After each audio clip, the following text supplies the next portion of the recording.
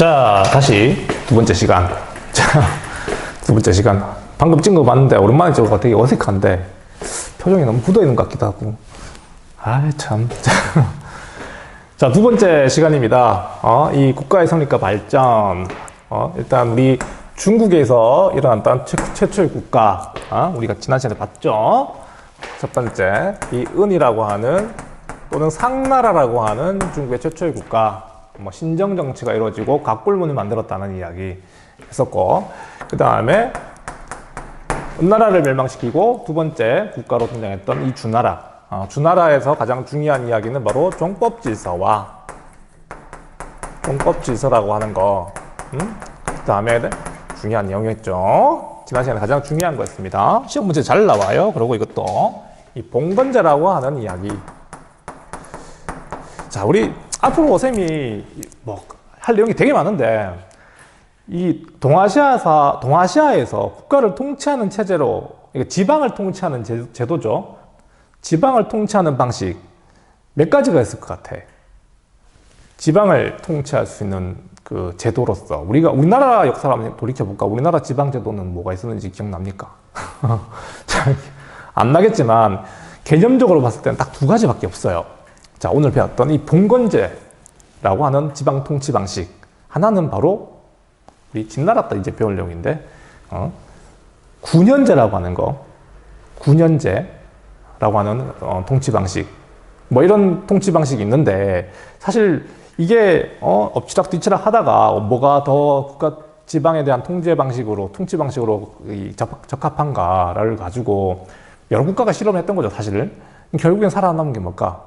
봉건제였을까? 군현제였을까? 바로 지금 봉건제 시행된 게 언젠지 잘 모르겠죠. 군현제가 살아남죠. 맞죠? 그러니까 이 군현이라고 하는 개념도 나중에 한번 보겠지만, 어쨌든 주나라가 처음 실시했던 이 봉건제, 이 셈이 종법질서와 연계되었던 이 봉건제의 통치 방식에 대해서 간단하게 설명했습니다. 자, 지금은 같은 날이에요. 자, 주나라가 드디어 멸망하게 돼요. 우리가 지난 시간에 은나라 같은 경우는 주왕의 폭정 이러면서 우리가 설명하고 넘어갔지만, 주나라의 붕괴 원인은 여러 가지 이유를 듭니다. 일단은 나라가 망한 이유가 여러 가지가 있죠.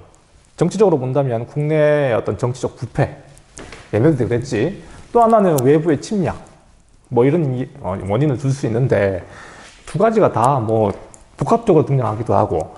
자, 이 주나라의 쇠퇴는 우리가 동아시아를 처음 공부할 때 우리 얘기했죠. 이 중국이라고 하는 이 넓은 지역은 사실 농경지대에만 있는 게 아니라고 했죠. 그 북쪽에는 유목민족의 아주 넓은 세계가 있습니다.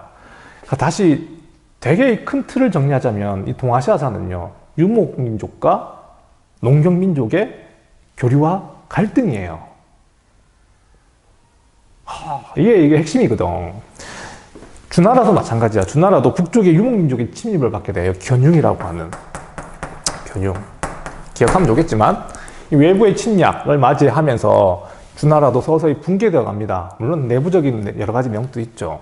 우리 중학교 때 기억나는지 모르겠지만, 이 봉건제 같은 경우는 여러 가지 약점이 있다고 우리 기억납니까? 일단 이 혈연에 기초했던 이 봉건제는 시간이 지나면서 어떤 약점을 드러내는가?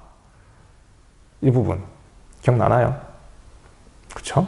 그러니까 시간이 지나면 지날수록 이 종법 질서 자체가 초창기에는 가까운 친척이라 하더라도 한 대, 두 대, 몇 대에 걸쳐서 내려가게 되면 혈연 관계가 멀어질 수밖에 없죠. 그러면서 서로의 어떤 이익 관계가 더 우선시되면서 나라가 혼란에 빠지는 경우, 어쩔 수 없는 경우, 바로 이 주나라의 혈연적 봉건제가 가지고 있던 약점이었죠. 이런 것들과 함께 견융의 침략을 받으면서 주나라는 급속히 쇠퇴해 갑니다. 알겠습니까? 자, 어쨌든 주나라는 숨찬다. 자, 주나라는 이런 어떤 이 종법 질서의 붕괴, 지난 시간 마지막에 했던 내용이었죠. 이 봉건제가 전반적으로 붕괴되면서 혼란에 빠지게 돼요. 그래서 우리가 이제 중국의 새로운 어떤 시대가 전개가 되겠는데, 혼란한 시대였을까? 안정되고 평화로운 시대였을까? 질서가 무너지면, 질서란 게 무너지면 뭐 새로운 질서가 탄생하기 전까지는 혼란기를 겪을 수밖에 없죠. 맞죠? 그래서 중국은 주나라 이후에 굉장한 혼란기를 겪게 됩니다. 무려 700년간의 혼란기라고 할 수 있는데, 우리는 이 시대를 갖다가 뭐라 부르냐면 바로 들어봤을 거예요. 빠밤. 오늘 같이 공부할 시기는 춘추 전국 시대로 접어들게 됩니다. 다시 말하면 종법질서와 봉건제 붕괴는 바로 춘추 전국시대라고 하는 혼란기로 넘어가게 되는 계기가 되었죠. 춘추 전국시대, 여러분들 이것도 처음 듣는 내용은 아닐 겁니다. 한 번씩은 정확하지는 않지만 들어봤던 용어일 거예요. 춘추 전국시대, 춘추 전국, 우리가 보통 이제 혼란한 시기를 비유할 때 이런 걸 많이 얘기하지. 그 말 그대로 이 주나라의 통제를 받던 제후들이 각각 독립을 해가지고 나라를 세운 경우가 되겠죠. 초창기에는 5개의 큰 나라들이 있었습니다. 오패라 불러요. 오패. 이건 알면 좋겠지만 다 배울 필요는 없고, 이 주나라의 제후들 중에 가장 강력했던 5개의 제후들, 바로 뭐 있을까? 바로 그게 바로 여러분들 한번 들어봤을까요? 진나라. 진나라.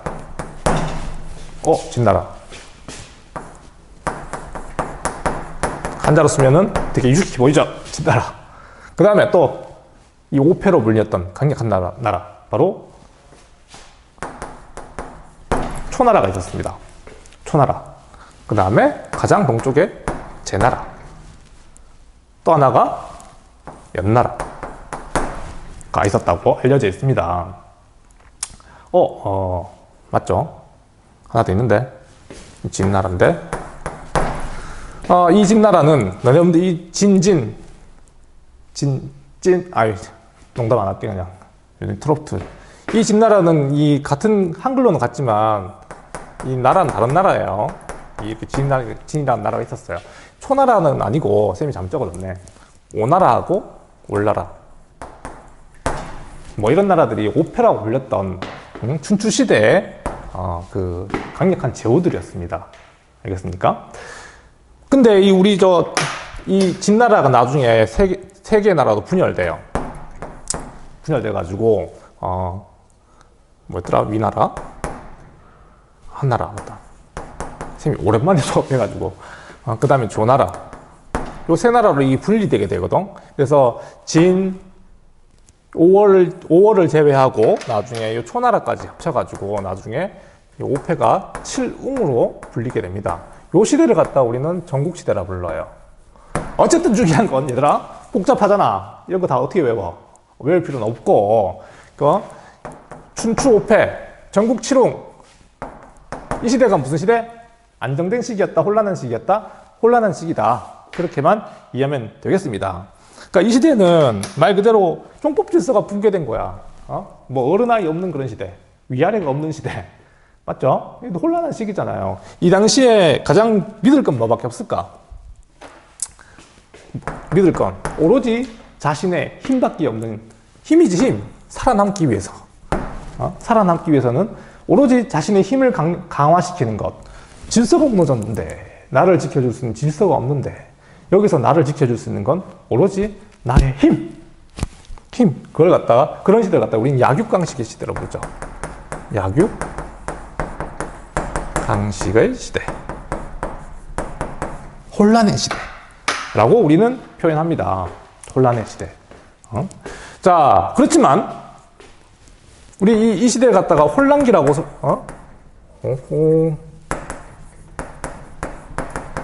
혼란기라고 설명하고 있지만, 여러분 그렇잖아. 너네 살다 보면은 방황하고, 뭔가 중심을 잡을 수 없는 그런 시기가 되게 뭐라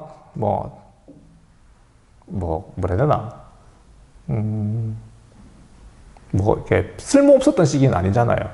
그걸 극복하면서 또 다른 어떤 발전을 가져오게 되잖아. 그러니까 그런 것처럼 이 시대가 분명히 정치적으로는 혼란기였지만 이 시대가 또 하나의 어떤 발전의 계기도 있었어요. 사회적 발전.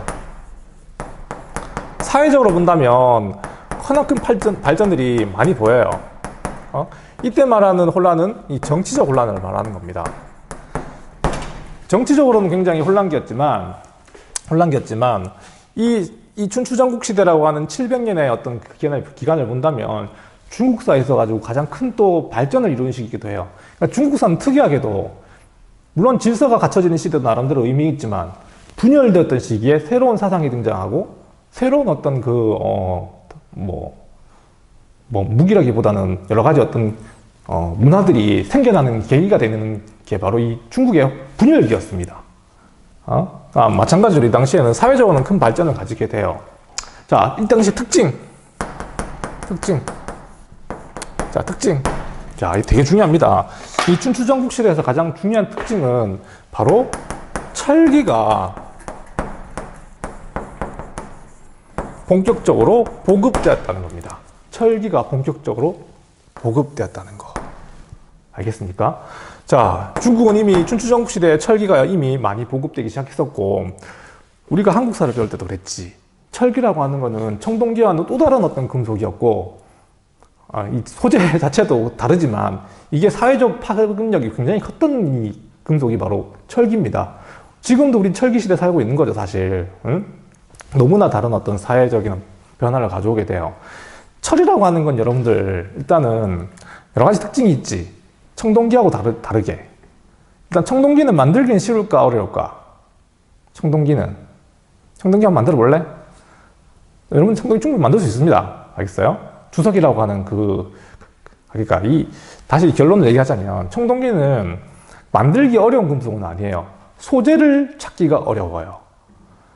청동기의 그 소재가 뭔지 아는 사람? 질문하면 여러분들 동영상 보고 있다가 대답해 주면 좋겠어. 뻘쭘해. 청동기는 구리하고 주석을 섞은 금속이야.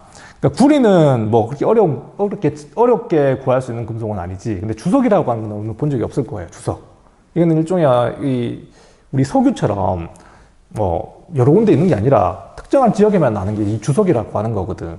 그러니까 주석을 섞으면 이 구리는 알다시피 좀 물렁물렁한 금속이잖아요. 맞죠? 근데 이 주석을 섞는 순간, 섞어서 합금으로 만드는 순간 좀 단단한 재질로 바뀌게 됩니다. 그래서 주석을 많이 넣으면 많이 넣을수록 좀 반질반질하게 빛이 나게 되죠. 여러분들 박물관 갔을 때 청동기 구경을 본 적이 있죠? 있을 거야. 청동기. 아니, 교과서에 나온 청동기 한번 봐봐. 어떤 색깔이었어?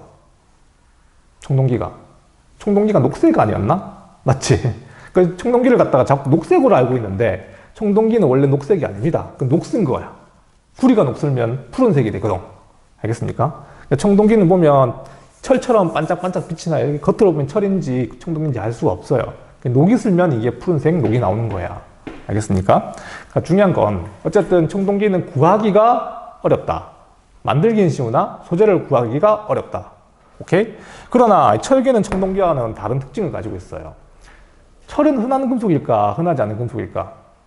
네. 철이라고 하는 금속은 전 세계 어디 가도 다 있습니다. 알겠습니까? 구하기는 되게 쉬워요. 쉬운 금속인데 만들기가 어려운 금속입니다. 그러니까 철을 제조하는 능력이 되게 고급 기술인 거지. 철을 제조하는 능력, 말 그대로 불의 온도를 높이는 거지. 뭔가 지나가고 있어가지고. 그러니까 불의 온도를 철이 녹는 전까지 높이가 굉장히 과거에는 힘들었었어요. 그렇지만 그 기술만 가지고 있다면 철은 굉장히 흔한 금속이기 때문에 얼마든지 만들어낼 수 있는 거예요. 다시 말하면 이 시대는 이 철을 만드는 이 기술이 발달해서 가마 기술을 말하는 거죠. 철이라고 하는 걸 갖다가 대량으로 만들어낼 수 있는 그런 단계에 이른 겁니다. 알겠습니까? 자, 철은 그래서 이 백성들의 금속입니다. 알겠습니까? 청동기는 지배층만 사용하는 금과 같은 어떤 귀금속이었다면 이 철이라고 하는 금속은 일반 백성들도 사용할 수 있을 정도로 기술만 가지고 있다면 만들어낼 수 있는 그런 소재였던 거였죠. 이해됩니까? 이 철로가 만들었던 대표적인 도구는 뭐가 있었을까? 바로 농기구입니다. 농기구. 물이 묻어가지고. 헐. 기다려봐.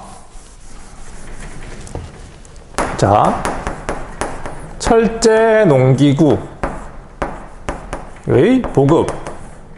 보급이 늘어나게 되고, 농기구, 철로 만든 농기구가 늘어나게 된다면 어떤 변화를 가져올까? 철로 만든 농기구. 당연히 농업 생산력이 높아진다는 것이. 농업 생산력이 높아지면 인구가 늘어나게 되죠. 식량이 늘어났으니까 인구도 늘어나게 되지. 그래서 춘추전국 시대는 인구가 과거에 비해서 굉장히 많이 증가해요. 알겠습니까? 그리고 이 인구가 늘어나게 되면 당연히 토지가 부족해지게 되겠죠.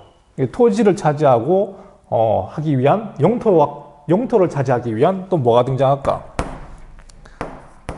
전쟁이 많아지게 되고, 그래서 철제 무기, 철제 무기도 굉장히 많아지게 됩니다. 이거 다시 말하면 전쟁이 많아진 거죠. 전쟁이 많아지게 된 거지. 자, 그래서 우리가 한국사를 공부할 때도 마찬가지였지만 철기 시대에 들어오게 되면 우리 그 한국사에 보면 고도선 다음에 배웠던 파트가 뭔지 기억납니까? 여러 나라의 등장이었거든. 여러 나라의 등장. 그 시대가 우리나라 철기 시대예요. 철기 시대. 밖에 청소하고 있네요. 우리나라도 철기 시대 들어오면 뭐 옥저, 동해, 사만 이러면서 여러 나라들이 등장하잖아. 인구가 늘어났기 때문에 그렇게 많은 국가가 등장하는 거예요. 자, 마찬가지로 이 시대가 이렇게 혼란하는 이유 이해됩니까? 철제 농기구와 철제 무기가 보급되면서 인구도 늘어나게 되고 전쟁도 많아지게 되었던 시대. 바로 그래서 이런 혼란이 찾아온 겁니다. 알겠습니까? 자, 이런 혼란기를 갖다가 살아가면서 누군가는 이 혼란기를 끝내야 되겠다고 말이 다한데 이 혼란기가 계속되면 힘들겠죠. 정치적으로 이 혼란기를 갖다가 이걸 종식시키기 위한 여러 사상가들이 등장해요. 사회적 발전 중에 하나, 철기의 보급과 함께 또 우리가 해야 될 중요한 내용은 바로 여기다 적게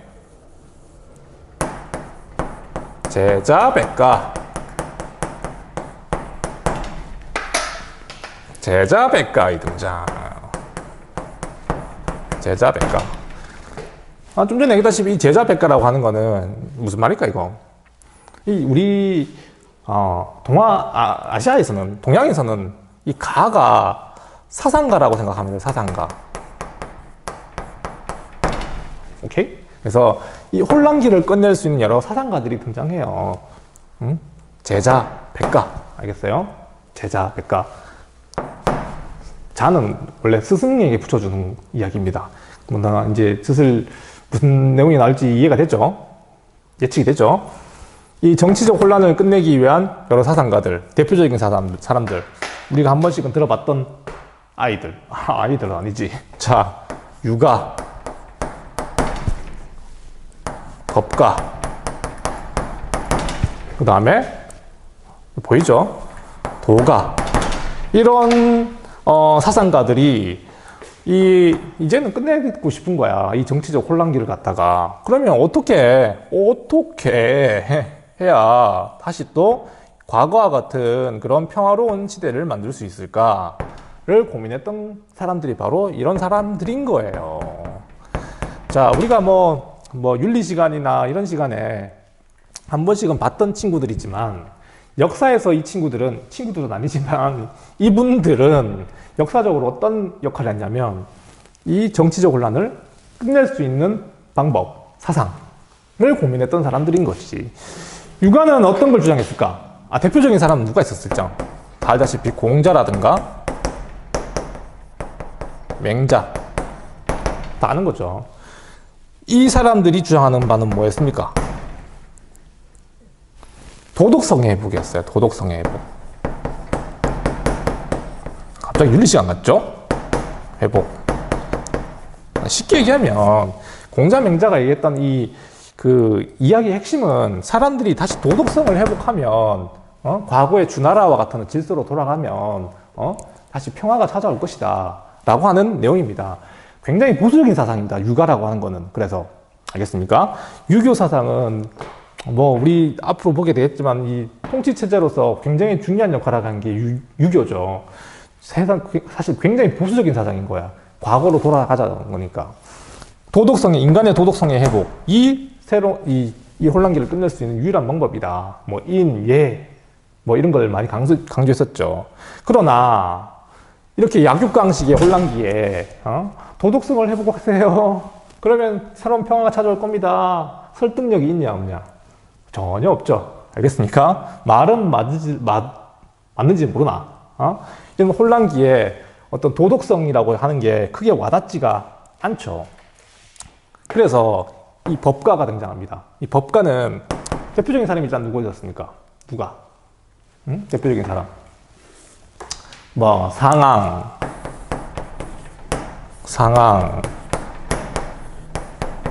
한비자, 그 다음에 뭐 이사, 뭐 이런 사람들이 바로 대표적인 법가 사상가들이에요. 이 법가가 주장하는 건 뭐였어요? 법가가 주장하는 건 말 그대로 이 도덕성이 새로운 질서를 혼란기를 종식시키는 게 아니라 엄격한 법 질서, 그러니까